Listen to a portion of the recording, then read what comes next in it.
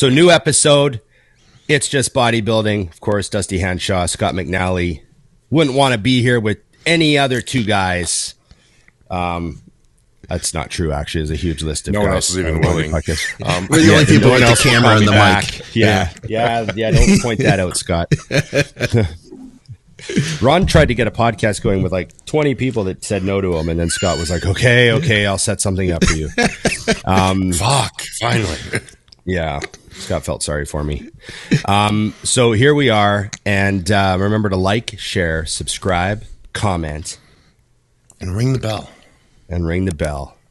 Dusty's like a drummer that comes in with that last cymbal crash, like just drags it a little. It's that little bit of behind the beat style smash, you know, a little drama. I want my moment.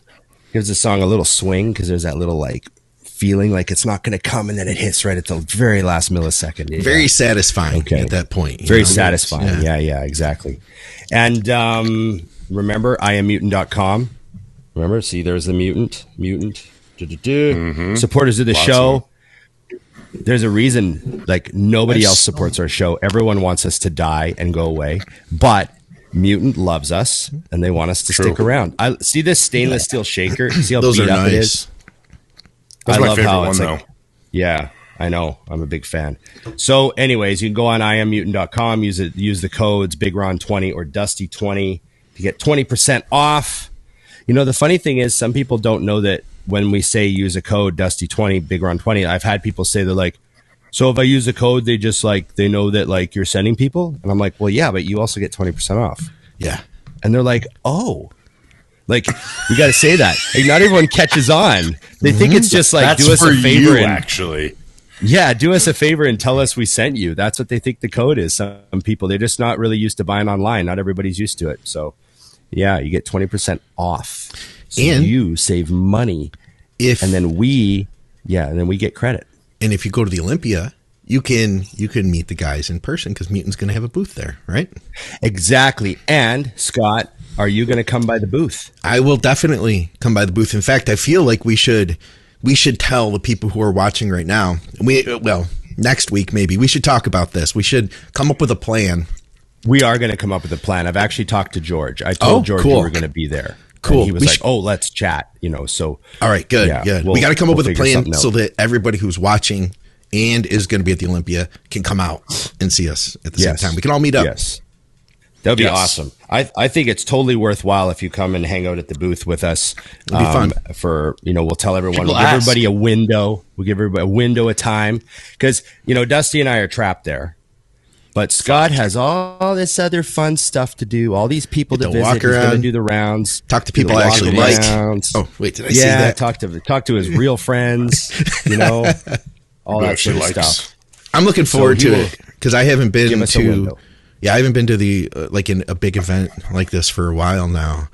And you guys have had so much, such great times. You come back and you tell me all about like I met these listeners and stuff. So I can't wait. They do. We've had a lot of people ask though, like, "Where's Scott?" Like they do. Like they're literally like, "Oh man, if Scott was here." And so now at the Olympia, Scott will be there. Yes, it's gonna be another level. Yeah, it's gonna be pretty cool. Level. I'm excited. Pretty cool. I'm excited too.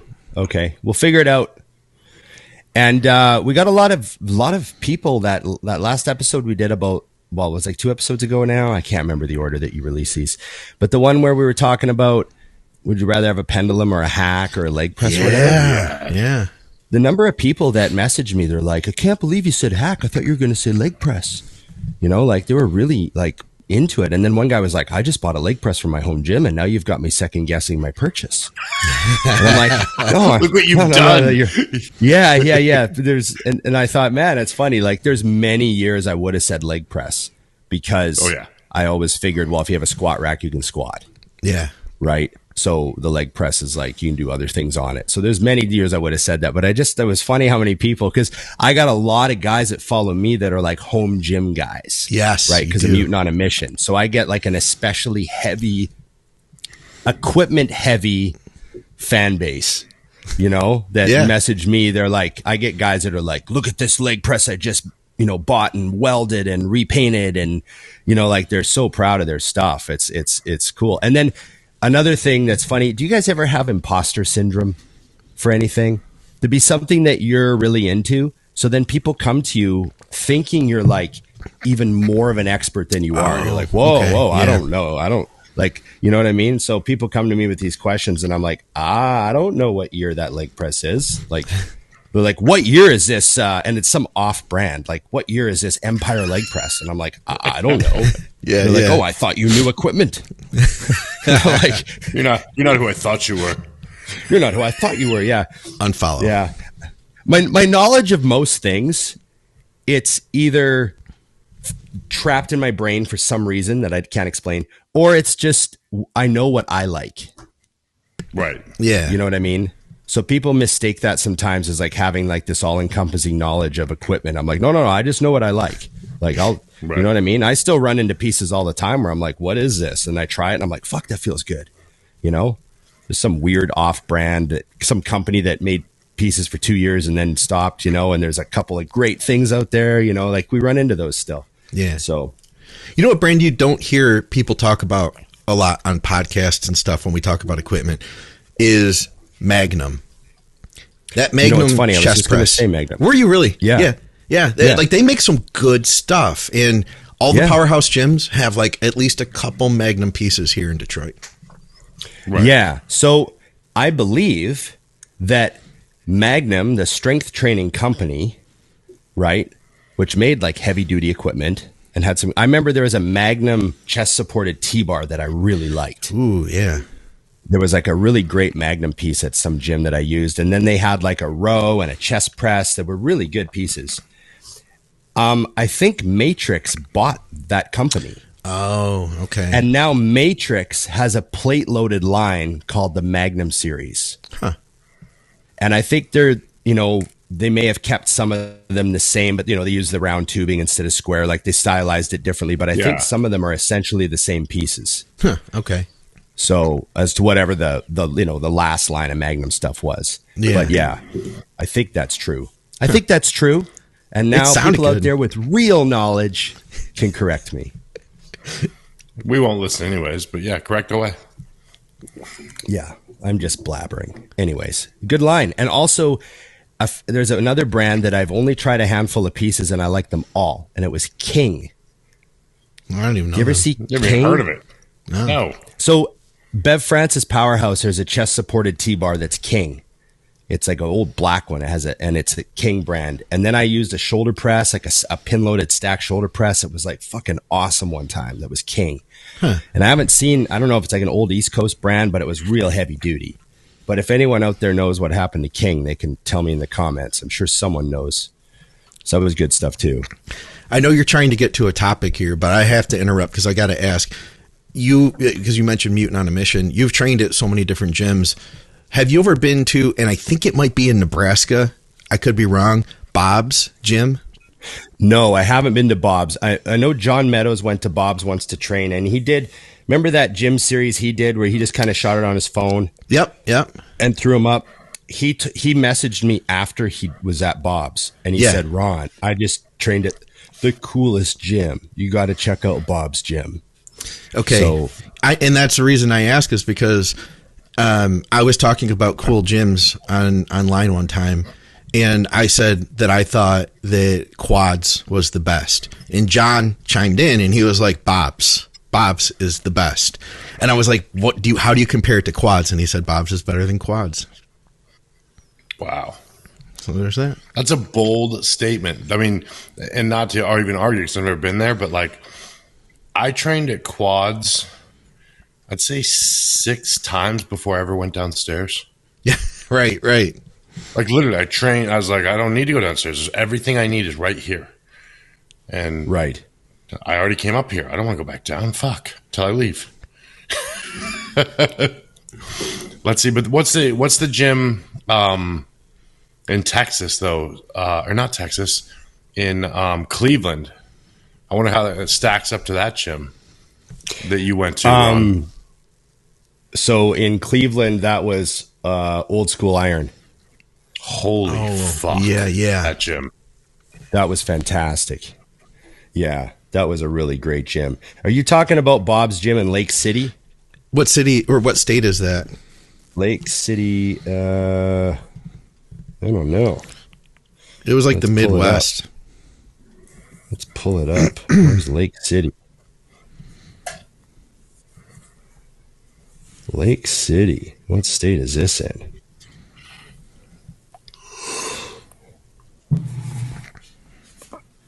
Oh no, that's like Nepal. Wow, there's a couple Bob. Yeah, there's a Bob's Gym in like Nepal. That's hilarious. That's not the one. Yeah, there's another one. Wow, there's like a couple overseas ones. Huh. Hong Kong? Jesus. I'm having a hard time finding it on Instagram. And I thought I followed them too. Yeah, we'll have to. I'll have to figure it out. Yeah. Yeah, I'll tell you what. Maybe someone can tell us the proper Bob's Gym to follow. Yeah. I'm looking around and there's a bunch of them on Instagram. Okay, there is a Bob's Fitness Complex, the ultimate workout facility in Bellevue, Nebraska.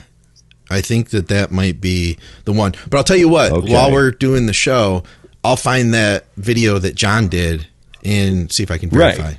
How about that? There you go. That sounds great. Okay. So we were going to talk. I know the pendulum squat leg press question got people talking. So we were going to talk, what about back? So what was the original question? If you could have only one piece in your home gym? Yeah. Or was it? No, if you could only use one piece to grow your legs, which piece would you use? Well, I mean, so for back, I mean, are we taking out the answers barbell and chin-up bar? Yes. We're just removing those two, just like for, because a barbell. Machines. Yeah, like with a barbell, you can do, barbell rows, T-bar rows, and then barbell rows are actually 3 different exercises or 5 different exercises, however you want to do your barbell rows. So there's a lot of variety there. Obviously, with a barbell, you can do like a bunch of different stuff. Set it up for T-bars. You got Meadows rows, one-arm rows, all that stuff with the landmine. But then do you count the landmine as a piece of equipment? So let's just say you can only have one back machine. How's that? Is it one total or one for thickness and one for width? I know you hate that terminology, but I think it's just one. I think we got to say just one. All right, I know my answer. You guys go ahead. I think mine, simply because I'd be tempted to say chest supported T-bar row. Right? There we go. So it was Bob's Gym. That was the one in Nebraska. Bob's Fitness Complex. Yeah. Let me look that up. I'll have to go there. I'll have to go there and check it out. So I was tempted to say chest supported T-bar row.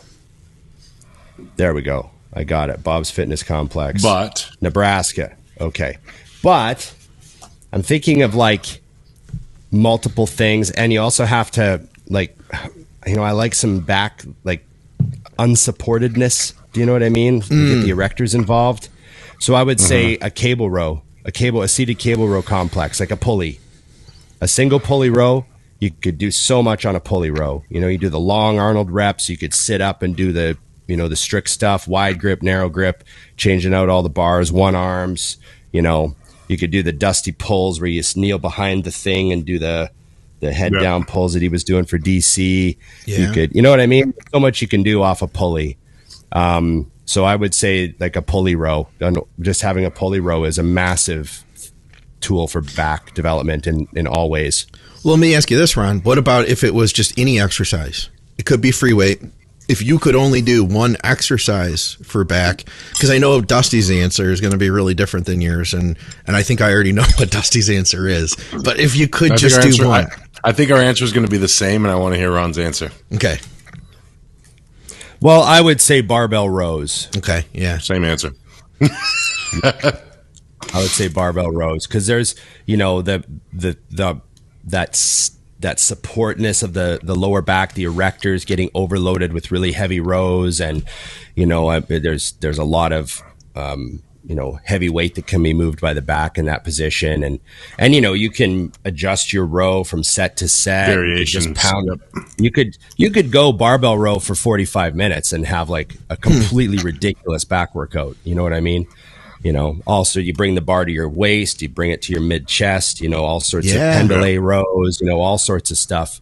So I would say the barbell row would be the one exercise, but if I could only have one machine, it would be a pulley stack. Yeah, I was going to say, because I was assuming I could use a barbell for anything else I wanted to. We only had one machine. Right. Yeah. I was kind of thinking we had a squat rack in the corner. Yeah. I would do the reverse grip hammer pull down. I love that because the way it isolates the lat. Yeah. What I think is interesting on that piece is most people do it wrong. They pull it down and back.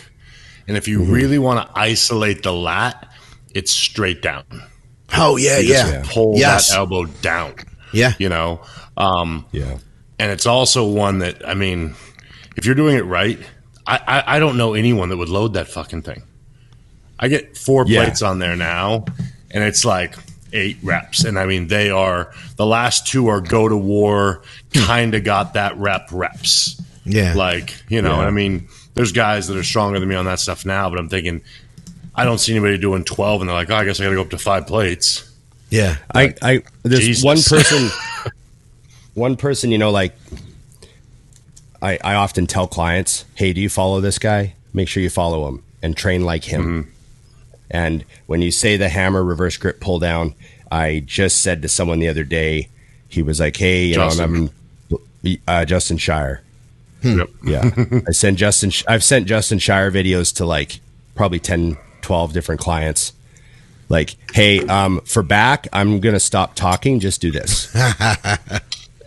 Like, watch what this guy's doing. Do this. This is how you this is probably, in my opinion, one of the best guys to follow for just watching how he moves weights and how he trains deliberately and how everything is perfect. And I think that's Justin Shire's fantastic to follow for that, because it's just A grade rep after rep, Yeah. So, Yep. What about you, Scott? You didn't say your piece. You know what, machine? It's hard to say. If it was any exercise, I've had so many weird low back issues that I've done better with a dumbbell row than a barbell row, because I could support myself with that one arm. You know what I mean? Yeah. So it move around stuff. Yeah. And I feel like you can do a lot with that too. And that's probably my favorite back exercise for what I would consider to be like just the overall meat and potatoes. Did we say we can't say it? Man, so if I had, it's hard to, it's so freaking hard. I feel like what you were saying, Ron, a cable stack would allow you to do so many different things.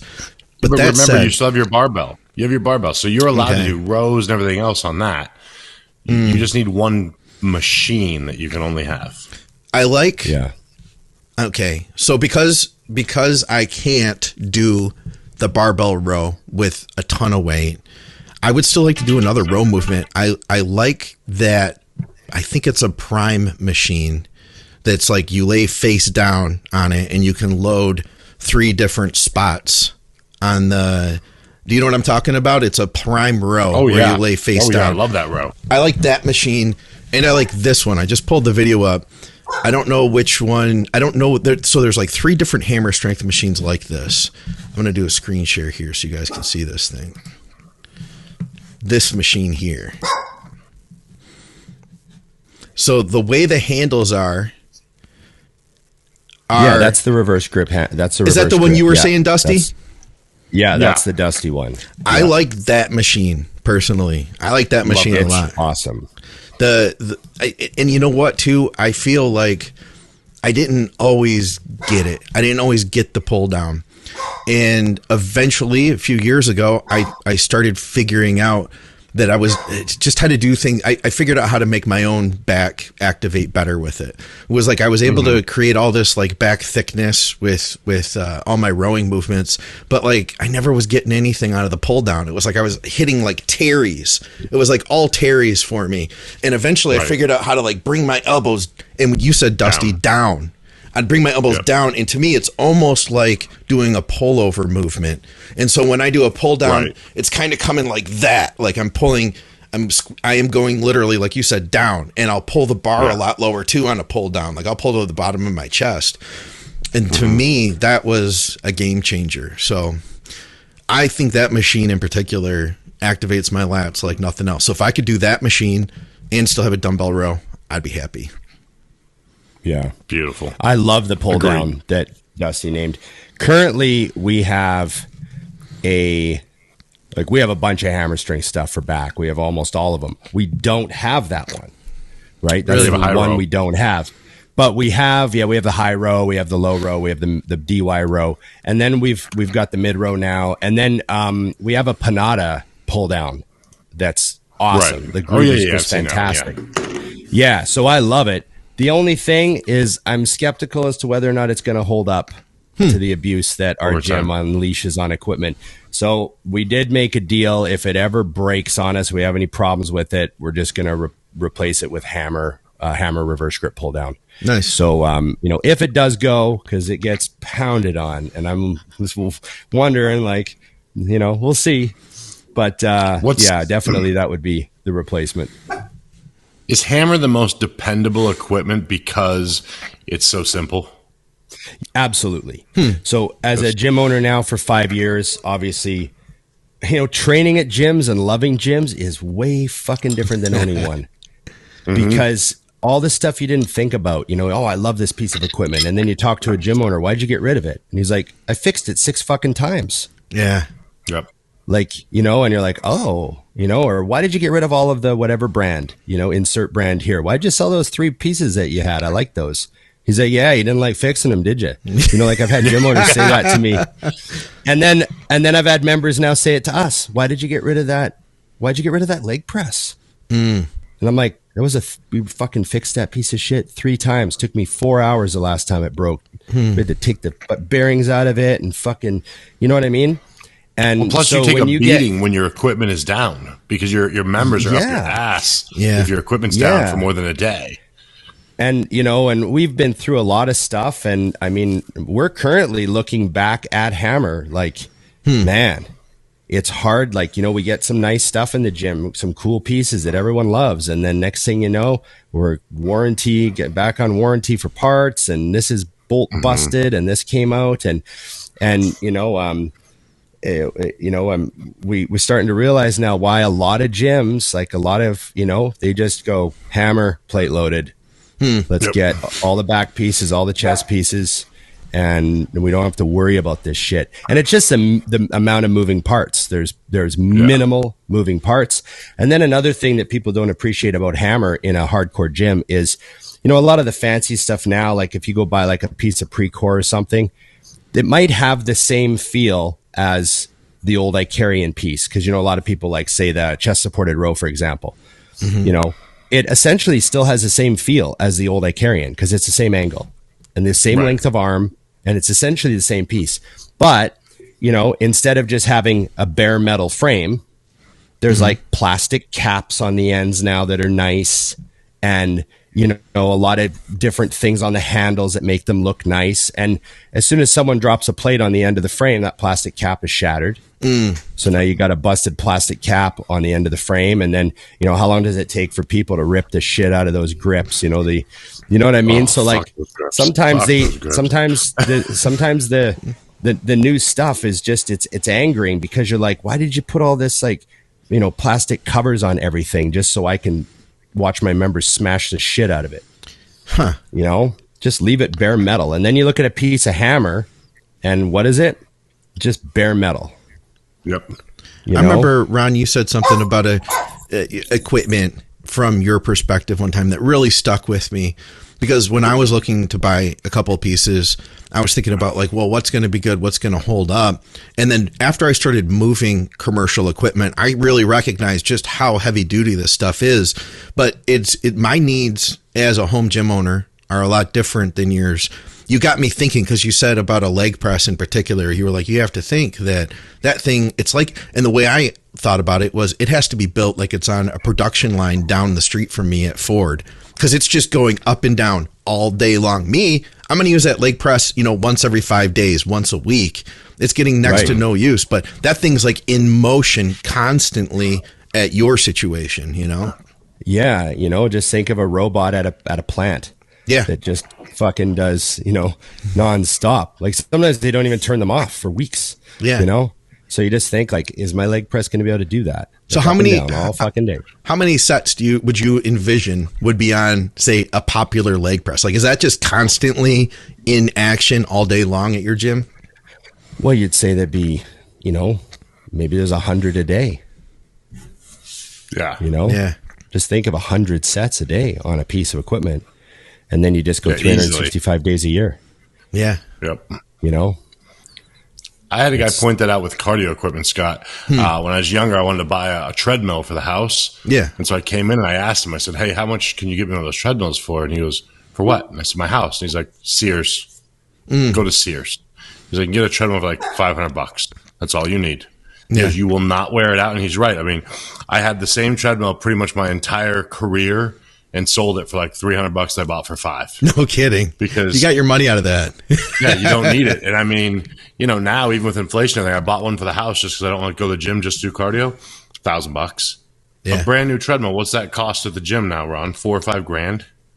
Oh, Canadian, they're like $6,000, $7,000 for a new treadmill. $7,000 Canadian for a new treadmill. Yeah. But then the commercial treadmills are so nice. I got a hell of a deal on mine, but I have like one of the Life Fitness Club series. It took two guys to take it apart and carry it down my stairs. It was crazy. But I got a hell of a deal. That's the same thing, though. That's meant to be used for like, that'll last forever. Be running for 18 hours a day, and it'll be fine. Yeah. Well, they'll do it like think of like a treadmill doing 100,000 kilometers. Yeah. Yeah. Right. That's like they're designed to do like 150,000 kilometers, so that's a lot of fucking walking. The people that I bought it from, they were out in Ann Arbor, and they literally had a mansion, first of all, and they sold it to me for a really good price. They just said, the only thing is we want you to have a commercial mover move it. We don't want like you and your buddies, because they wanted like if something happened, they wanted the nice insurance house and stuff. Yeah. But it was the guy's treadmill, and he was like, very, how can I put it?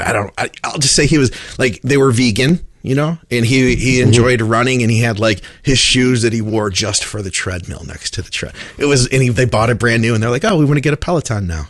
So we're just going to get rid of this. And they basically gave it away. Yeah. That's awesome. A great deal. I to lucked get something out. like that. Yeah. We have all new cardio coming in December, because we want to keep the cardio on warranty, right? So we're going to switch it out every 3 years. Nice. And it's almost 3 years. It'll be 3 years this December. So we have all new Matrix cardio coming, all new bikes, all new treadmills, all new steppers. Everything's getting replaced. Keep it on warranty, keep it on lease. You know what I mean? Never have to worry about it. If something breaks, you just take a picture of it, take a picture of the serial number, send it to this email, and the repair guy shows up like a week later, fixes it, boom, good to go. So it's that's what we're doing in December.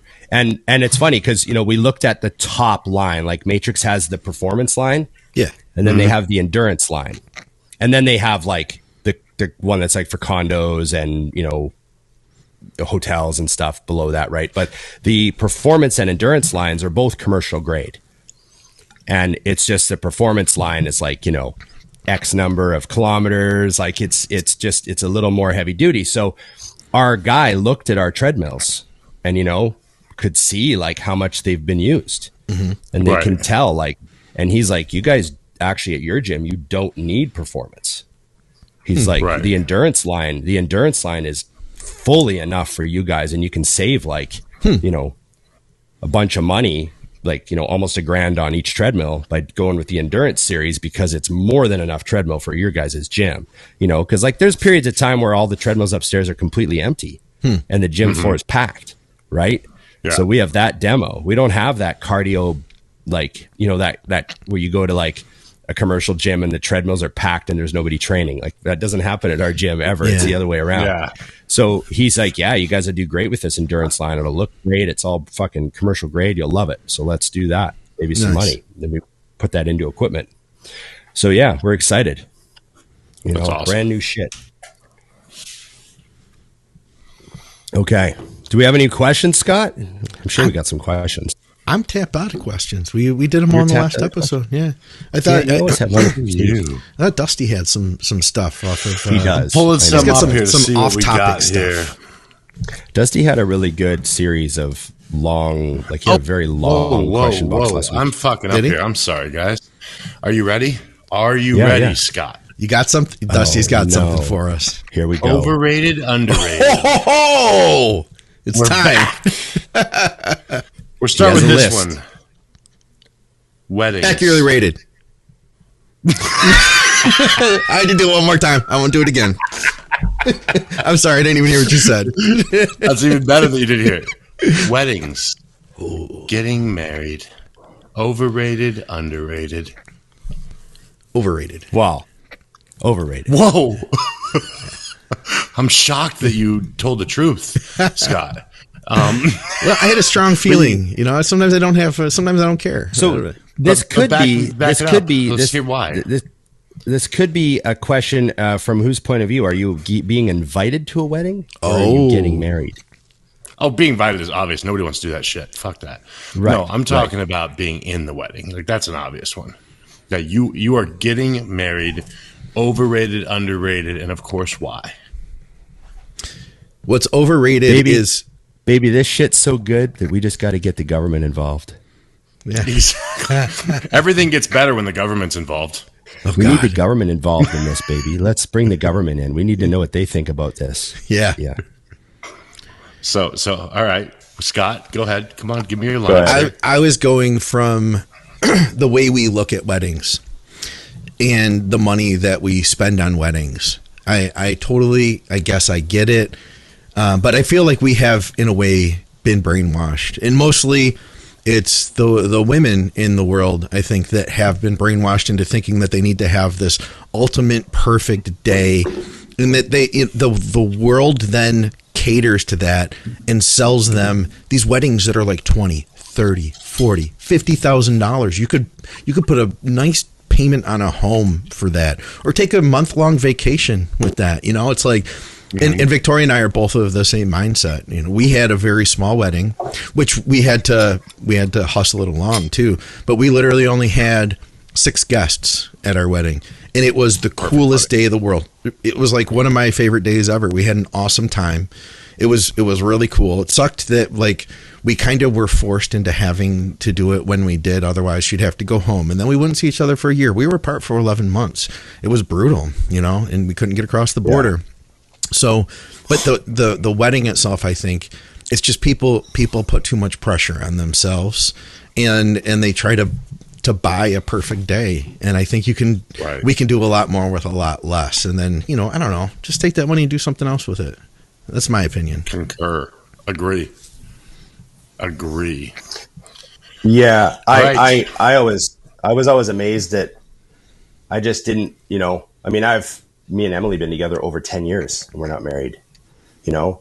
And I guess we always just kind of thought, well, let's just not get married and then we'll never get divorced. You know, that was kind of the joke. Like, let's not set this up to make it more stressful. This is going really good. You know, we're really happy. We're saving money. We're doing this, you know, it's just, I don't know. Everything's been just going so great that we just didn't want to get in there and like disturb the flow. And then the money thing, like every time I'm like, hey, do you want to like drop like 40 grand on a wedding? She'd be like, no. Yeah. You know, so yeah, we just kind of like never really did it. We never really thought it was necessary. I always like, you know, I've had fun going to weddings and, you know, what's dinner going to be? Let's pig out. You know, maybe I'll even get hammered. You know, let's see all the time. But, you know, we went to our best friend's wedding in Mexico, like back in 2017. And that was like one of the funnest little week-long trips we ever took. Cause it was like, you know, all fun and games. We were just at the Mexican resort, hanging by the pool. You know, I drank like 3 nights out of the week, and you know, it was a lot of fun. But Yeah, I just never thought I wanted to spend the money on it. And then Scott's totally onto something. I get like, I probably ruined the party with like the, how marketing has brainwashed people into like feeling they have to like do these crazy things to prove their love, and then all this status symbol stuff gets attached. Like, the people in the higher echelons of society, they see their weddings. Like, if you don't spend $100,000 on your daughter's wedding, it's like, the other guys in the boardroom are going to think you're cheap. And, like that sort of thing just gets crazy to me. It's the whole rat race stuff really gets me whenever I see something as like, this is just a economically weird competition that we're in now. Yeah. I always thought that was like an odd thing. So. Agreed 100. You need to hang up and call back though, Ron. Your mic. Oh, it stopped working. Yeah, look at that. Dusty figured stuff out. You knew that, It was Dusty. Bothering me the whole time. It was But you let him finish though. As a I had to. He professional. was in a zone. You got to let it roll. Oh, yeah. And then you go, are you done? Yeah, cool. Fucking hang up. You're killing me. Yeah. I want your buttery smooth voice. There we go. I bet it's I'm back. Oh, my he's sound. Oh, you are completely back. That's There we like go. smooth jazz voice now. I love it. Good. Was it I just didn't the want last- to answer my- another question. The last little question, it just went on me or what? Yeah, right in the middle. I mean, it lost all of its power. It's pretty much, we'll probably just cut your whole part. Just cut it. All right, here we go. HGH. Underrated. I'm going to say overrated. Okay. Okay. Let's go. Argue in the middle. So I'll go first. I'll keep it simple. I think HGH is overrated because I'm thinking of like most people who are interested in using it. Mm-hmm. Most people who are interested in using HGH to like get huge are in for like a real disappointment. Yeah. Spilling coffee everywhere. That's my point. Obviously, it's like a really big tool for guys at like extreme levels to, go to the next level or whatever they're doing. But for most people, they just don't get what they think they're going to get out of it. I think it's a huge waste of money for a lot of competitors. Yeah, I can't argue any of that. In fact, I agree wholeheartedly. Yeah, I still wanted to say underrated because just to be counter, because I feel like everything we always say in the podcast, I mean, that is the truth, that, there are people that are like, oh man, I want to take growth hormone and should I spend them? I totally agree with you, but I guess I will agree that it is overrated, but at the same time, man, I really like it. Like, I really like it. I like it for like a TRT or, HRT kind of thing. At this stage of my life, I think that it has some benefit, just like in quality of life, stuff like that. Is it going to be like if I were to stop taking it today, which there's periods I'll forget to take it for like a month. Okay. It doesn't make that big of a difference. But when I can tell a difference. It's just a little nuance. It's the finer things in life, right. Ron, when you're in your 40s and you're just like, I know. You want to spend money on the good. You want the good stuff. Yeah. Doesn't stop you from aging. Doesn't stop your hair from turning gray. Anything like that. So there's no there's that. I think you're right, Scott. I think the only thing that I tell people who ask me is if you're asking with the terms, is it worth the money? The answer is no. Yeah. Because if you had enough money that it was worth it, you wouldn't ask that question. That's one of the things about it. Is if you're asking about the money part, then no. But if money's no object, then yes. Because realistically, for most people, and I'm going to list a low number, but let's just say, can you spend $700 a month for something that will not get you the results that your first cycle of $100 of Sip-N-8 got you for the whole cycle? Yeah, because realistically, it's that accurate. Like, I think a lot of guys, like Ron said, I have a lot of guys that they're thinking. I mean, I hear all the time, man, you pros must take like fucking 30 units of growth. I'm like, no. Like, it's, I will never buy growth again. because my career's over and I don't need it. And the money, even at where I'm at life, it's not worth the money to me anymore. I'm like, I'd rather just see that's that where I am, sit, Dusty. Yeah. you know? Yeah, that's where I am too. I haven't taken growth hormone since 2016 when I tore my quad. I remember you saying that. I had some omnitropin in the fridge that I was saving for a pro show. Yeah. And then when I tore my quad, I messaged John Meadows and I was like, what would you do with this omnitropin? Like, I just tore my quad. Like, would you take 2 IUs a day for like 4 months while I rehab my leg? And John goes, no, I'd get on it right now while the tendon is healing fresh from surgery. I'd take like 6 IUs a day for like however many weeks it lasts. Yeah. Yeah. Like take a higher dose and maybe even if it, so I think it only lasted me like 8 weeks. Okay. Right. But that's a nice time. It's a good period. Yeah. But so for the first 8 weeks that the tendon was healing, starting the day of surgery, I used up all the Omni I had. I can't remember how much I had, but I remember I had like, I don't know, 6 or 7 30 IU vials. So I had like quite a bit of Omni saved up and, I just blasted it. So I don't remember how many I had. It lasted like 8 weeks, but I blasted like a higher dose of it just while I was rehabbing my leg, you know? And he said it was all about the initial formation of the new tendon.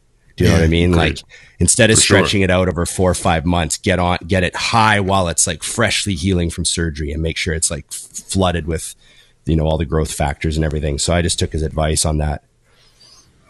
The other week on Blood, Sweat, and Gear, we were talking about GH loading into a show. And that's something I had never done before. And Andrew Berry was talking about it. And he said that John liked to do that. And they were talking about how he totally peeled down, totally depleted. And then when he loaded, he literally loaded with 36 units in a day. Yeah. Jesus. Which I thought that was incredible. That was incredible. I couldn't imagine that. I took like 6 units of Humatrope once and I got a splitting headache. I never ever felt a single thing from GH. I never ever felt I got like a blood thing. pressure thing from it when Really? it was 8 units. Yeah. Never even heard of that. It's weird. Never felt nothing. Okay, Donna, relax. Donna wants in. 1 second. She's yelling at me. Donna wants in. Yeah, I wouldn't I spend like that the kind of over-under money. surprise. It was good. I wouldn't spend that kind of money. I high quality generic is what I stick with. The bottom line 2 to was 3. I've seen far more guys use GH and not look any better than they did before than I have seen guys who added GH and suddenly looked better. Right. You know, those are like the elite bodybuilders, the genetically gifted, the good bodybuilders that are competing at a high level and have a lot of muscle.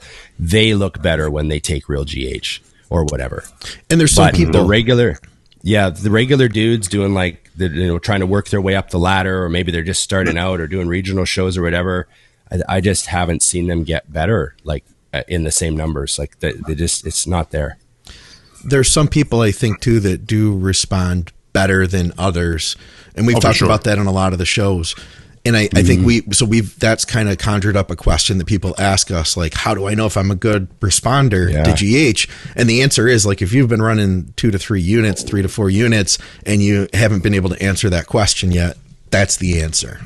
You know? Yeah. That's, you know what it comes down to, I think for most guys, the big thing I press on guys, if nothing else, is leave some tricks in the bag. There's a lot of guys who very, very early in their career, like they haven't even won an overall title yet, and they're throwing all this shit at, and their goal is to turn pro. And I'm like, where do we go from here? If you're taking growth, you're taking insulin, you're taking high doses of all your drugs, where's up? You know, so I've always thought it was good to have that thing that you just add in, you know, because I really don't think that a lot of people understand guys that are winning at the local level, not all of them, but the guys who quickly advance on, like their cycle is like testing something. Yeah. And that's the guy that just mopped the floor with you, you know? So you got to factor that in, because I know we press it a ton, but I don't think people realize how sadly genetic some of this really gets. Yeah, you know, you're like, oh, oh, now Jed wants out. So my underrated is specifically for guys that are in their 40s that are like maybe a little enhanced, mostly on TRT, in incredible shape. Finances are good. They got money in the bank, and that they're using a good quality generic at 2 to 3 units. If you were spending I agree. $700 a month, I wouldn't see that. I don't care how much money you're saving. I couldn't spend $700 at a minimum per month. You know, that, like, to me, right. I could never justify that. No way. Not for this point in life. Growth, always. Yeah. So my growth was always a little more. But the thing is you're right. Like, I always call growth the fountain of youth. Like, it was in Scottsdale. It was a very popular thing for like middle-aged ladies who had money. Yeah, exactly. They would take growth all the time for their skin, their hair, their nails. Phenomenal. But it does come down to the money and if it's worth it to you for what you're going to get, you know. But I think when you're taking that stance, like we talked about in the bodybuilding, for most people, I think that they're going to find they're disappointed because of the price. Now, if it costed half of what it does and they got that same result, I think they'd be like, that's not bad. Yeah. You know, your expectations change on anything. In my opinion, like we talk about this with even cigars. Like, there's a level where I'm like, okay, I don't think a cigar should cost more than $30 because I smoke a $50 cigar and I'm like, oh my God, it's totally worth almost double. No, that doesn't happen for me. So in my opinion, like that's the line. I'm like, anything over 30 is out of control. Yeah. All right, we got to do at least a couple more, but I got to come with one that I'm actually excited to hear Ron's answer because he's going to go off a little bit here. Oh, here we go. What grinds Ron's gears? Overrated or underrated Star Wars? Because I know his answer is going to be great. See, it's not about that I don't know he loves it. It's, is it overrated or underrated? And why? There's so many ways to answer this from so many perspectives. So my rule... Your rule on these, of going based on the current situation. Okay. Valid. Right? Yeah. The current situation, I'm going to say overrated. Ooh. And that's because I think Disney did such a fucking terrible job on several of the movies. I did it again. You did. Yeah. So first of all, so George Lucas fucked up the prequels. Okay? He fucked up the prequels. Phantom Menace was a disaster. The other two are actually a lot better in hindsight than at the time. I can watch the second and third movies of the prequels, and they're watchable. At the time, I was upset about all three of them. I was like, what the fuck? And then they got a little better with hindsight, but Phantom Menace is a disaster. So George Lucas fucked that up, and he's kind of ended his reign in like a bad spot. Like, he kind of fucked up the prequels, and I was upset about it. Then Disney came along, and they did a really fun job on the first one, Force Awakens, but I could see how some people were upset, but I enjoyed it. And then they just did like, how can we make the worst possible decisions over and over and over again for The Last Jedi and The Rise of Skywalker? It's fucking terrible. Like, as a Star Wars fan, they were absolutely insulting, ridiculously terrible scripts. The actors must have been pissed off reading those lines. Like, just brutal scripts, terrible stories that made no fucking sense, bad decisions, things that were departures from the whole lore of Star Wars. Like, let's just pretend this is a thing. And they just did a bunch of dumb shit. It was really angry.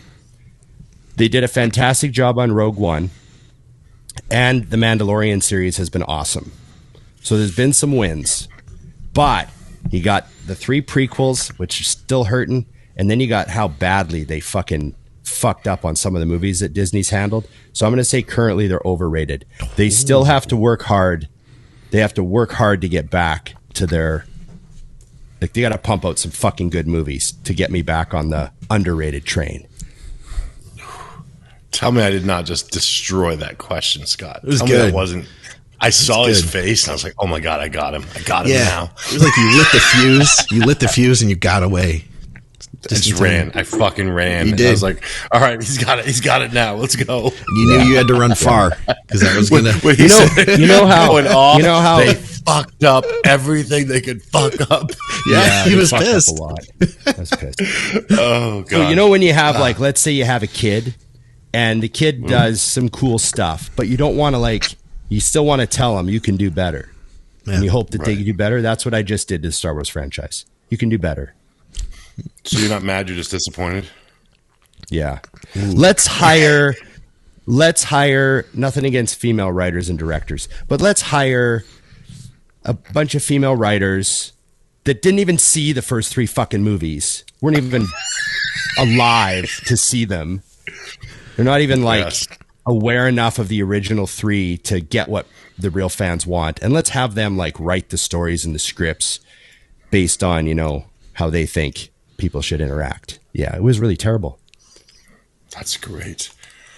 Well, I feel like I can't do any more overrated, underrated today because it's only going to be a drop off from here, Scott. That was like, that was good. We got to end on that note of the overrated, underrated. Wait, I have to give you one update. Oh, I thought you were going to go on. I thought you had more. No, that was going to be so good. I'd have been so happy. I'm not done. Just give me, well, maybe I'm not done. Maybe I'm not done. I got to find the name. I'm having a hard time. It's not done. Yeah, okay. This is her name. Kathleen Kennedy, the producer and president of Lucasfilm, needs to be fucking fired. She could be watching this right now. If you're watching this right now. Yeah, if you know Kathleen Kennedy, tell her she's fucking terrible and she needs to be fired.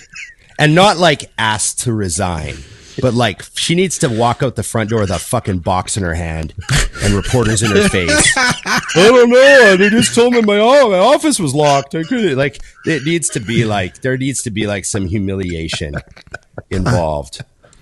Yeah.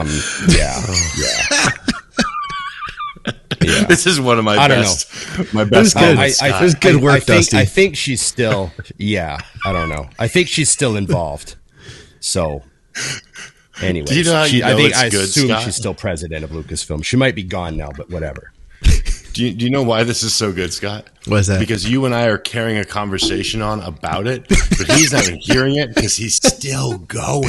Fuck that Kathleen. Fuck her. Sorry, one thing. One thing. I might have to retire from the show. No. Has nothing to do with Star Wars. Episode of Overrated, Underrated. And nothing to do with Star Wars. This is a story of redemption. I have a story of redemption. You guys will like this. We were asked once. We talked about what the worst concert we've ever seen was. Yeah, I remember that. And I said Smashing Pumpkins in 1996 because the sound was just so fucking terrible. I couldn't hear anything. I was blown away at how bad it was. I was just like totally disappointed. Well, I went and saw the Pumpkins on Friday night. Yeah? It was Jane's Addiction and the Smashing Pumpkins. And I'd never seen Jane's Addiction before. And we had floor seats, pretty middle down the middle aisle, really close to the middle aisle. And I realize now in hindsight, you know, I think obviously our spot on the floor was maybe just great for sound because, you know, you're in the middle of the room. Right. And Jane's Addiction came out and just blew me away. I had no idea they were going to be that fucking good. They're amazing. I couldn't believe how good they sounded. Perry Farrell's like, what, 60? Yeah. He's one of my fucking life heroes, actually. He's an amazing frontman performer, just ripping it up. They had these really hot dancers that were like all over the set, like crawling around and dancing. They had like go-go dancers. So it was like, had a little bit extra, like, you know, little he likes the show. Manly sort of. Yeah. You know, I was like, hey, we got some sexy girls. Not everybody's bringing hot chicks out anymore. Right. Yeah. You know, they brought hot chicks out. They had like, you know, dancing all over and we were close enough to appreciate it. And they sounded fucking fantastic. And I remember thinking, Jesus Christ, I think that's the best opening band I've ever seen. as far as how the show does, as far as opening band goes. I don't remember anybody ever coming out to open and being that good. Jane's Addiction is fantastic. Yeah. Yeah. And then after I started telling people, they're like, oh yeah, Jane's Addiction blew me away in, 2005 when I saw them or whatever the fuck. So anyways, moving on, I thought, oh, well, the Pumpkins have a lot to do now because they're the worst band I've ever seen. Yeah. Right. And I just saw Jane's Addiction, who were fucking awesome. So the Pumpkins come out. Boom.